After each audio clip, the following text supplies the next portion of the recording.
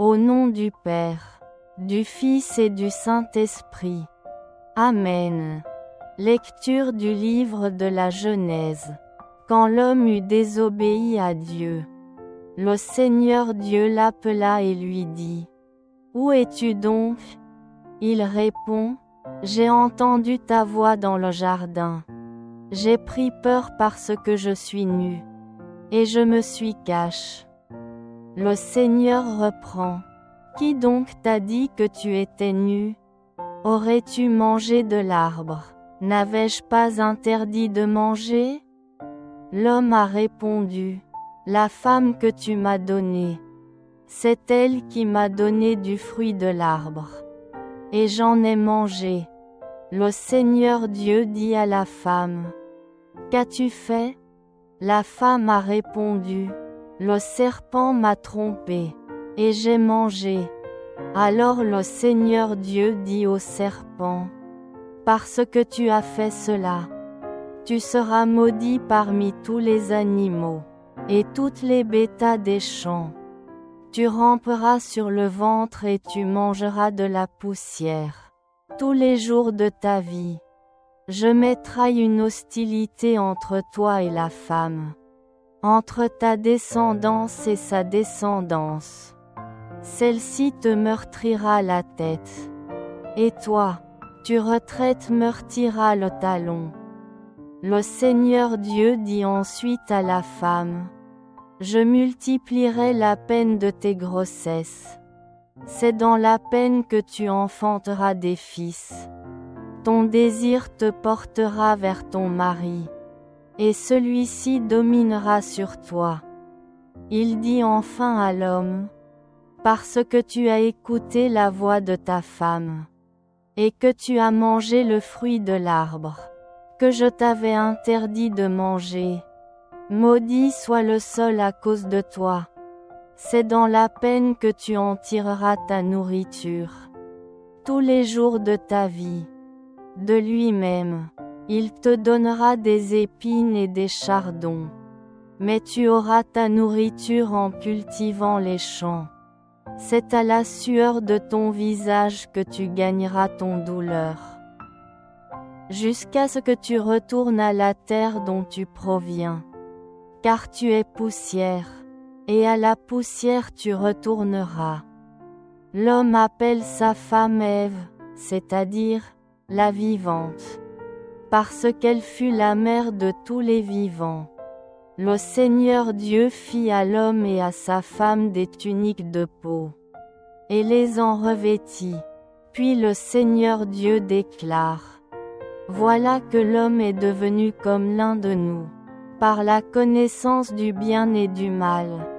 Maintenant, ne permettons pas qu'il avance la main, qu'il cueille aussi le fruit de l'arbre de vie, qu'il en mange et vive éternellement. Alors le Seigneur Dieu le renvoya du jardin d'Éden, pour qu'il travaille la terre d'où il avait été tiré. Il expulsa l'homme, et il posta, à l'orient du jardin d'Éden, les kéroubim, armés d'un glaive fulgurant, pour garder l'accès de l'arbre de vie.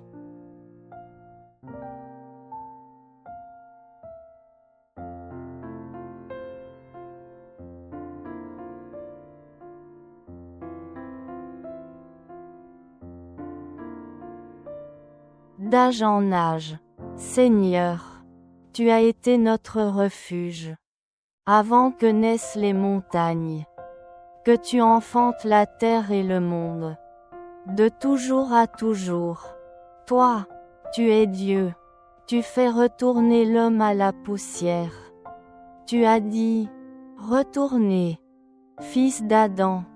À tes yeux, 1000 ans sont comme hier. C'est un jour qui s'en va, une heure dans la nuit. Tu les as balayés, ce n'est qu'un songe. Dès le matin, c'est une herbe changeante. Elle fleurit le matin, elle change. Le soir, elle est fanée, desséchée. Apprends-nous la vraie mesure de nos jours, Que nos cœurs pénètrent la sagesse. Reviens, Seigneur. Pourquoi tarder? Ravise-toi par égard pour tes serviteurs.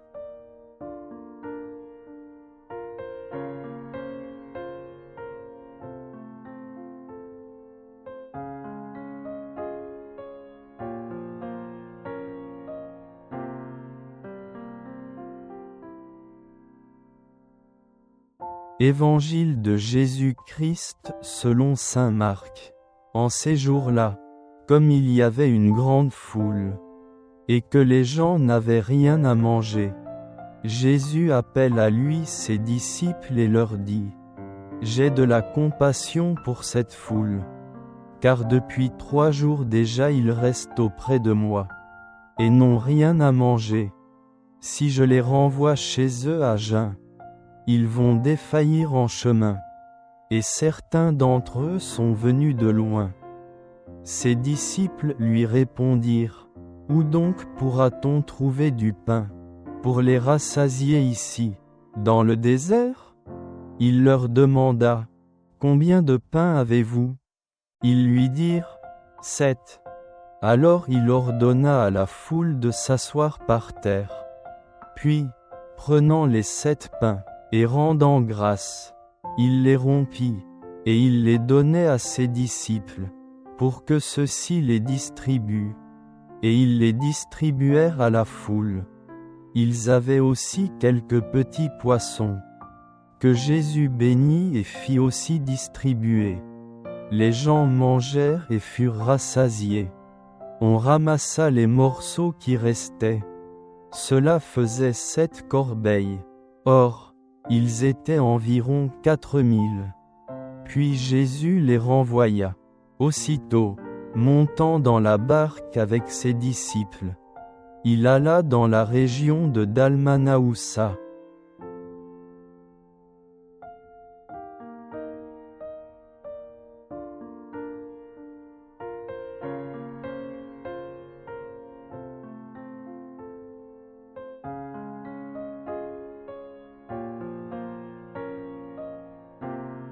Chers frères et sœurs, aujourd'hui, méditons sur l'évangile de Marc, où Jésus a accompli le miracle de multiplier les pains pour nourrir la foule affamée. C'est l'un des miracles importants de Dieu, montre son amour et sa miséricorde envers l'humanité. Dans cette histoire, nous sommes non seulement témoins d'un miracle physique, mais nous découvrons également de profonds messages sur la providence de Dieu. La confiance et la responsabilité humaine. Message que Jésus veut nous envoyer. Premier message, la miséricorde de Dieu. Jésus voit la foule qui le suit depuis 3 jours sans rien manger. Il ressentit de la compassion et dit : Je suis désolé pour cette foule, parce qu'ils sont avec moi depuis 3 jours et qu'ils n'ont rien à manger. C'est une démonstration claire de son amour inconditionnel pour les gens. Dieu ne se soucie pas seulement de nos âmes, mais aussi de nos besoins physiques. Deuxième message, faites confiance à Dieu. Les disciples étaient inquiets car il n'y avait pas assez de nourriture pour la grande foule. Mais Jésus leur a seulement demandé : Combien de gâteaux as-tu ? À partir de ce petit nombre, il a créé un miracle. Voici une leçon sur la confiance. Dieu peut transformer nos petites choses en miracles si nous les lui offrons avec confiance. Troisième message. Coopération humaine avec Dieu. Jésus n'a pas fait de miracle tout seul, mais il a demandé à ses disciples d'apporter ce qu'ils avaient. Ceci est un message important. Dieu ne le fait pas tout seul, mais il veut que nous coopérions à son œuvre. Lorsque nous donnons à Dieu ce que nous avons, aussi minime soit-il, il fera le reste. Quatrième message. Image de l'Eucharistie, l'action de Jésus prenant le pain. Rendre grâce. Le briser et le donner aux disciples est une préfiguration de l'Eucharistie. Il est le pain de vie qui nourrit nos âmes. Et nous sommes invités à venir à lui pour vivre vraiment. Chers frères et sœurs, dans la vie, il y a des moments où on se sent fatigué, épuisé et dans le besoin. Comme les gens du récit évangélique d'aujourd'hui. On peut se demander, me vois-tu, mon Dieu, est-ce que tu tiens à moi? Et l'évangile d'aujourd'hui est la réponse. Dieu nous voit toujours, Dieu se soucie toujours et Dieu agit toujours. Même si la vie est pleine de défis, nous ne sommes jamais seuls. Dieu est là, attendant que nous lui fassions confiance. Donnez-lui les plus petites choses pour qu'il puisse créer des miracles. Si nous ne comptons que sur nos propres forces, peut-être que nous nous sentirons privés. Mais lorsque nous mettons toute notre confiance en Dieu, nous recevrons abondamment. Comment appliquons-nous les messages à nos vies? La première façon, faites confiance à la providence de Dieu. Face aux difficultés, au lieu de vous inquiéter, priez et faites confiance à Dieu. N'oubliez pas que Dieu a toujours un plan pour nous, même si nous ne le voyons pas toujours tout de suite. Méthode 2. Vivez avec amour et sachez partager. Dieu nous enseigne à avoir de la compassion pour les besoins des autres. Aidez ceux qui vous entourent. Même par un petit acte. Nous n'avons peut-être pas grand-chose, mais donnons avec générosité, car Dieu peut multiplier ce que nous donnons. Voie 3. Venez à l'Eucharistie, soyez assidus en assistant à la messe et en recevant la Sainte Communion. Car c'est la nourriture spirituelle qui nous soutient dans notre chemin de foi. Jésus continue de nous nourrir, non seulement avec du pain physique mais aussi avec sa propre chair et son sang. Voie 4. Collaborer avec Dieu dans son œuvre. Nous pensons peut-être que nous n'avons rien à offrir à Dieu, mais d'un cœur bien disposé, il fera le reste.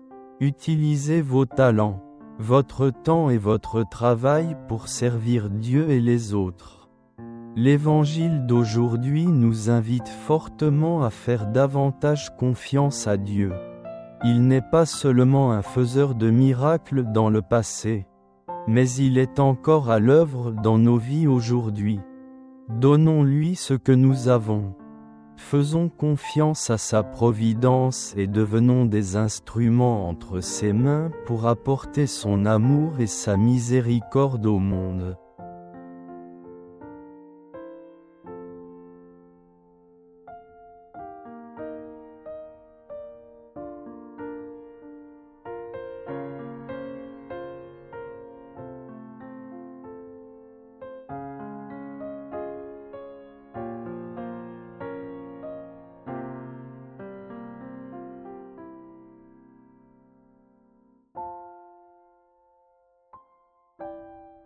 Jésus miséricordieux, nous te remercions pour l'immense amour et la tendre attention que tu portes à ton peuple. À travers le passage de l'Évangile d'aujourd'hui, nous contemplons le bon Dieu. Ne laissez pas la foule repartir affamée, mais ils accomplirent le miracle de multiplier le pain pour les nourrir.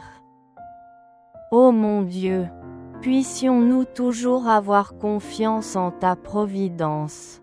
Sache mettre toute ta confiance en Dieu, parce que tu es celui qui comprend tous nos besoins.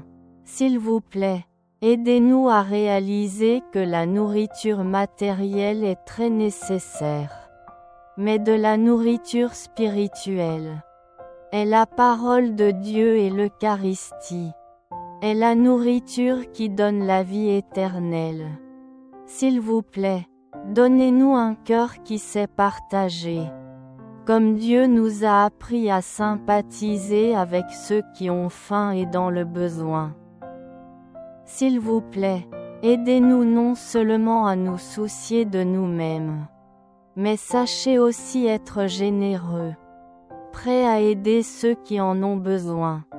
Ô mon Dieu, puissions-nous toujours désirer nous nourrir de la parole de Dieu et de l'Eucharistie, pour que nous soyons transformés, savoir aimer et servir les autres comme Dieu a donné l'exemple. Nous le demandons au nom de Jésus-Christ, qui vit et règne pour toujours et à jamais. Amen.